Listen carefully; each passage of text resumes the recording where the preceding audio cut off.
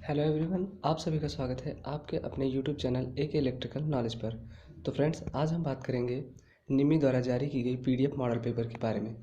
जैसे कि फ्रेंड्स, आप सभी को पता है कि जितने भी प्रश्न आईटीआई में पूछे जा रहे हैं वो सभी निमी द्वारा जारी किए गए पीडीएफ से ही आ रहे हैं। और ये निमी पीडीएफ जो है वो ट्रेड से संबंधित जितने भी कॉम्पिटिटिव एग्ज़ाम हैं उनके लिए भी अत्यंत महत्वपूर्ण है। तो फ्रेंड्स, हम समय बिना बर्बाद किए चलते हैं पीडीएफ की तरफ। तो फ्रेंड्स, पहले ये समझ लीजिए कि हम इस वीडियो में प्रतिदिन लगभग 20 प्रश्नों का समाधान कराएंगे। तो फ्रेंड्स, चलिए शुरू करते हैं। आज का पहला क्वेश्चन है, इस सुरक्षा चिन्ह का नाम क्या है। तो जैसा कि आप देख रहे हैं, एक आपके पास बॉक्स बना हुआ है जिसमें प्लस का सिंबल है।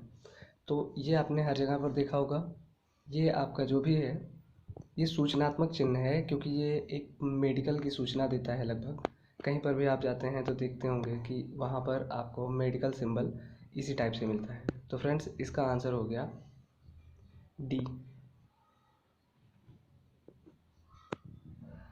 तो चलिए फ्रेंड्स, हम चलते हैं अगले प्रश्न की तरफ, जो कि आज का दूसरा प्रश्न है, अग्नि का शमन क्या है। तो फ्रेंड्स, हम समझते हैं अग्निशमन का मतलब क्या होता है। सबसे पहले तो अग्निशमन का मतलब होता है कि आग को बुझाने वाला सिस्टम जो है उसकी बात कर रहा है, यानी कि फायर एक्सटिंग्विशिंग जो होता है। तो चलिए देखिए इसमें क्या लिखा हुआ है। पहला ऑप्शन है अग्नि में ईंधन मिलाना, दूसरा है अग्नि से ईंधन अलग करना, और तीसरा है जल का उपयोग करके तापमान कम करना, और चौथा जो है इसमें दिया हुआ है ऑक्सीजन की आपूर्ति, अग्नि को ऑक्सीजन की आपूर्ति से अलग करना। तो फ्रेंड्स, जैसे कि आपको पता है कि आग जलने के लिए सबसे ज़्यादा जो आवश्यक है वो है ऑक्सीजन। अगर ऑक्सीजन की उपस्थिति नहीं होती है तो वहाँ पर आग नहीं जल सकता है। तो इसका सही आंसर हो जाएगा डी। तो फ्रेंड्स, इसका सही आंसर आपका हो जाएगा डी। चलिए अगले प्रश्न की तरफ बढ़ते हैं। निम्न में से भौतिक हानि क्या है। तो यहाँ पर दिया हुआ है स्मोकिंग, वाइब्रेशन, क्रोवेसिव और रेडियो एक्टिव। इसमें ये पूछ रहा है कि भौतिक हानि क्या है। तो भौतिक हानि इसमें क्या होगा, वो होगा स्मोकिंग, यानी धूम्रपान। तो इसका आंसर ए हो गया। चलते हैं अगले प्रश्न की तरफ। प्रश्न नंबर 4, निम्न में से अग्निरोधक को उपयोग करने का सही क्रम क्या है। यानी फायर एक्सटिंग्विशिंग मशीन जो होती है उसको प्रयोग करने का सही तरीका इसमें पूछा गया है। तो चलिए फ्रेंड्स, इसमें हम पहले ऑप्शन देख लेते हैं। दिया है खींचना, निशाना लगाना, फिर दबाना, फिर घुमाना। और फिर दूसरा ऑप्शन है खींचना, निशाना लगाना, घुमाना, दबाना। और तीसरा क्या है, धकेलना, व्यवस्थित करना, दबाना और घुमाना। फिर चौथा ऑप्शन दिया है धकेलना, व्यवस्थित करना, घुमाना, अनुक्रम। तो इसका सबसे सही आंसर जो होगा वो होगा ए, यानी फर्स्ट, खींचना। पहले उसको खींचेंगे पिन को, फिर उसके बाद निशाना लगाएंगे जिस जगह पे मुझे उसे प्रयोग करना है, फिर उसके बाद उसको दबाया जाएगा, फिर उसको घुमा दिया जाएगा। तो इसका सही आंसर हो जाएगा ए। चलिए फ्रेंड्स, नेक्स्ट क्वेश्चन देखते हैं। प्रश्न नंबर 5। तो प्रश्न नंबर 5 दिया हुआ है, 5S संकल्पना में निम्न में से कौन सा चरण स्टैंडर्डाइजेशन को इंगित करता है। तो 5S आप सभी ने पढ़ा होगा, एम्प्लॉयबिलिटी स्किल में भी इसके बारे में बताया गया है कि किसी भी औद्योगिक संस्थान या फिर किसी भी कार्यशाला में काम करने के लिए जो तरीके अपनाए जाते हैं वो 5S होते हैं। यानी कि जैसे वहाँ पर सामान छांटना, फिर उसके बाद उस पर नाम लिखना, फिर उसके बाद उसके साफ़ सफाई के बारे में देखना, ये सब चीज़ें। तो यहाँ पर आपको स्टैंडर्डाइजेशन के बारे में पूछा गया है। तो जो कि स्टैंडर्डाइजेशन जो है वो आपका हो जाता है डी ऑप्शन, यानी कि चतुर्थ चरण में, यानी कि फोर्थ ऑप्शन में आपका सही आंसर है। तो चलिए फ्रेंड्स, अगले प्रश्न की तरफ चलते हैं। प्रश्न नंबर 6, कौन से प्लायर का उपयोग तार के हुक और लूप बनाने में किया जाता है। तो ये तो बहुत ही सिंपल क्वेश्चन हो गया, इसका आंसर आप सभी को पता होगा, सी है, जो कि राउंड नोज प्लायर होता है, यानी आंसर नंबर सी। चलिए अगले प्रश्न की तरफ चलते हैं। पिंसर का क्या उपयोग है। तो ये भी बहुत सिंपल प्रश्न है, आप सभी जानते होंगे कि पिंसर का क्या उपयोग होता है। सबसे पहले नहीं जानते हैं तो वो बता देते हैं कि पिंसर एक ऐसा टूल होता है जिससे हम किसी लकड़ी या फिर किसी भी जगह पर कोई कील वगैरह फंसी होती है तो उसको निकालने के लिए इसका उपयोग करते हैं। तो इसका सही आंसर हो जाएगा आपका सी। चलिए फ्रेंड्स, अगले प्रश्न की तरफ चलते हैं। फिर से ये अगला प्रश्न भी आपका सिंबल से पूछा गया है। तो इसमें दिया हुआ है, इस सड़क सुरक्षा चिन्ह का क्या नाम है। मतलब एक सिंबल दिया हुआ है और आपसे पूछ रहा है कि इस किस टाइप का सिंबल है। तो सबसे बड़ी बात यह है कि सड़क पर जो भी सिंबल्स दिए होते हैं वो आपके सूचनात्मक होते हैं, इन्फॉर्मेटरी होते हैं, मतलब आपको कोई सूचना दे रहे होते हैं। तो यहाँ पर बिना सोचे समझे आप सी ऑप्शन को सही कर देंगे। तो चलिए सी ऑप्शन को सही करते हैं।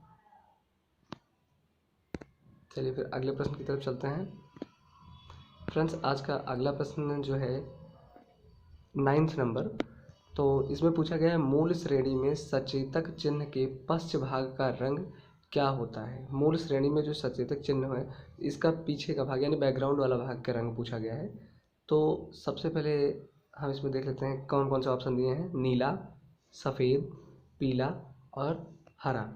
तो फ्रेंड्स, इसमें जो है सही ऑप्शन होगा आपका थर्ड यानी कि पीला। और ये जो होता है ये ट्रायंगुलर शेप में होगा। ये जो आपका होता है सचेतक चिन्ह के लिए, तो इसमें ये ट्रायंगुलर शेप में होता है, त्रिभुजाकार। तो चलते हैं अगले प्रश्न की तरफ। प्रश्न नंबर 10, विद्युत उपकरण में लगी अग्नि हेतु कौन से अग्निशामक का प्रयोग किया जाता है।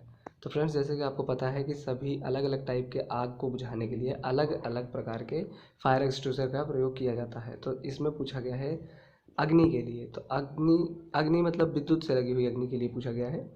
तो यहाँ पर आप क्या करेंगे, हेलोन प्रकार का जो फायर एक्सटिंग्विशर होगा उसका आप प्रयोग करेंगे। तो फ्रेंड्स, चलते हैं प्रश्न नंबर 11 की तरफ। अपशिष्ट निपटान विधि कौन सी है जो गर्मी पैदा करती है।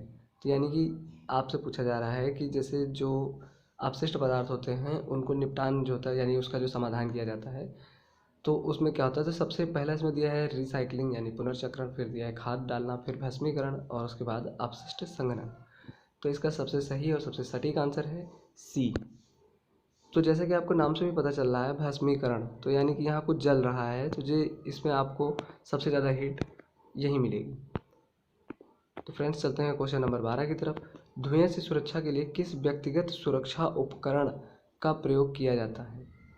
तो इसमें पूछ रहा है धुआं से सुरक्षा के लिए जो है आपको प्रोटेक्टिव रहने के लिए किस प्रकार के पीपीई का उपयोग करना चाहिए। तो इसका आंसर आपका हो जाएगा डी। यहाँ पर नाक कवच यानी कि नोज मास्क। फ्रेंड्स, ये आपको हम बताते चलते हैं कि यहाँ पर एक शब्द लिखा हुआ है पीपीई, यानी इसका मतलब क्या होता है, इसका फुल फॉर्म क्या है। तो इसका फुल फॉर्म होगा पर्सनल प्रोटेक्टिव इक्विपमेंट। ठीक। तो अब चलते हैं अगले प्रश्न की तरफ। प्रश्न नंबर 13, बीआईएस का पूर्ण रूप क्या है। तो बीआईएस का यहाँ पर आपसे फुल फॉर्म पूछा गया है, तो जो कि बहुत ही सिंपल है। उसका सही आंसर हो जाएगा बी, और ये हो गया ब्यूरो ऑफ इंडियन स्टैंडर्ड। यहाँ पर सही ऑप्शन आपका है B, bureau of Indian standard. तो फ्रेंड्स, चलते हैं अगले प्रश्न की तरफ जो कि 14 नंबर पे है। तो इसमें पूछा गया है भारी भार उठाने और स्थानांतरित करने के लिए किस पद्धति का उपयोग किया जाता है। कि अगर हैवी लोड है कोई, तो उसको हमें उठाने के लिए किस मशीन की और किस तरीके से किस पद्धति का उपयोग किया जाता है। तो चलिए हम इसका सही आंसर देखते हैं। तो इसमें आप जैसा कि देख पा रहे हैं, सबसे सस्ता और सबसे सही ऑप्शन जो इसमें है वो है क्रेन और स्लिंग। ठीक। तो इसका ऑप्शन आपका बी बिल्कुल सही है। प्रश्न नंबर 15 की तरफ चलते हैं। आग बुझाने में स्टार्विंग क्या है। इसमें आपसे पूछा जा रहा है कि जब कोई आग बुझाया जाता है तो उसमें स्टार्विंग क्या होता है। तो इसमें सबसे पहले हम चलते देखते हैं इसके ऑप्शन क्या क्या हैं। एक है अग्नि में ईंधन मिलाना, अग्नि से ईंधन अलग करना, जल का उपयोग करके तापमान कम करना, अग्नि को ऑक्सीजन की आपूर्ति से अलग करना। तो फ्रेंड्स, इसका सही ऑप्शन हो जाएगा जल का उपयोग करके तापमान को कम करना। अगर पानी से कोई भी आग बुझाई जा रही है तो वो स्टार्विंग कहलाएगी। चलिए फ्रेंड्स, अगले प्रश्न की तरफ चलते हैं। यहाँ पर एक डायग्राम दिया हुआ है और पूछा गया है कि इस पीपीई का नाम क्या है। तो इस पीपीई के नाम को पूछा गया है। तो यहाँ पर हम क्या करेंगे, सबसे पहले ऑप्शंस को पढ़ लेते हैं। नाक कवच, सर का कवच, चेहरे का कवच और हाथ स्क्रीन। तो इसका सही आंसर जो पीडीएफ के हिसाब से दिया हुआ है वो डी होगा, हैंड स्क्रीन।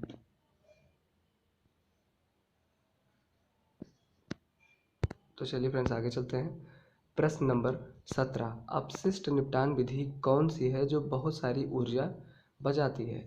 यानी फिर यहाँ पर फिर से पूछा गया है कि डिस्पोजल मेथड वो बताइए जिसमें बहुत सारी एनर्जी को सेव किया जा सकता है, बहुत सारी ऊर्जा बचाती है जो। तो इसका सही आंसर हो जाएगा आपका बी, रिसाइकलिंग यानी पुनर्चक्रण। और इसका सिंबल आपने बहुत सारे प्रोडक्ट्स पे पीछे देखा होगा कि 3 एरो से एक ट्रायंगुलर शेप बना होता है, वो रिसाइकलिंग का ही सिंबल होता है। तो फ्रेंड्स चलते हैं अब अगले प्रश्न की तरफ, जो कि प्रश्न नंबर 18।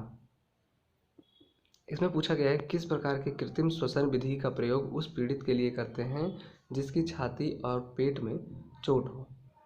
तो फ्रेंड्स इसका सही आंसर हो जाएगा डी, नेल्सन की भुजा ऊपर पीछे दबाव विधि। ये फ्रेंड्स एक मेथड है, जब किसी को चोट लगती है या करंट वगैरह लग जाता है तो इस मेथड से उसको क्या किया जाता है, ट्रीट किया जाता है। ये कि फर्स्ट एड मेथड माना जाता है इसको। तो फ्रेंड्स चलते हैं अगले प्रश्न की तरफ। प्रश्न नंबर 19, किस प्रकार के व्यावसायिक स्वास्थ्य खतरे के कारण संक्रमण हो सकता है। तो इसमें पूछा गया किस प्रकार के व्यावसायिक स्वास्थ्य खतरे के कारण संक्रमण हो सकता है। तो फ्रेंड्स इसका सही आंसर हो जाएगा आपका बी, जैविक नुकसान, बायोलॉजिकल हैजार्ड। अगली तरफ चलते हैं। आज का अंतिम प्रश्न है जो कि, तो इसमें पूछा गया है एक इस औजार का क्या उपयोग है। यानी कि ये एक औजार का वो चित्र दिया हुआ है, आपको डायग्राम दिया हुआ है जिसको आपको देख के बताना है कि इस औजार का उपयोग क्या है। तो फ्रेंड्स ये बहुत ही सिंपल और बहुत ही आसान एक टूल है जिसे आपने हर जगह अपने वर्कशॉप वगैरह में देखा होगा। आपने अपने आईटीआई में या फिर किसी भी वर्क प्लेस पे भी अगर गए होंगे तो वहाँ पर भी देखने को मिला होगा। तो फ्रेंड्स इसका सही ऑप्शन आपका हो जाएगा सी, लकड़ी से कील निकालना। और हाँ, आपको बताते चलें कि जैसा कि आपने अगले प्रश्न में, पहले वाले प्रश्न में पढ़ा हुआ था, पिंसर के बारे में सुना था, तो ये पिंसर ही है। ये वही टूल है जिसके माध्यम से लकड़ी में से कील वगैरह निकाली जाती है। तो फ्रेंड्स आज की वीडियो यहीं पर समाप्त करते हैं। धन्यवाद।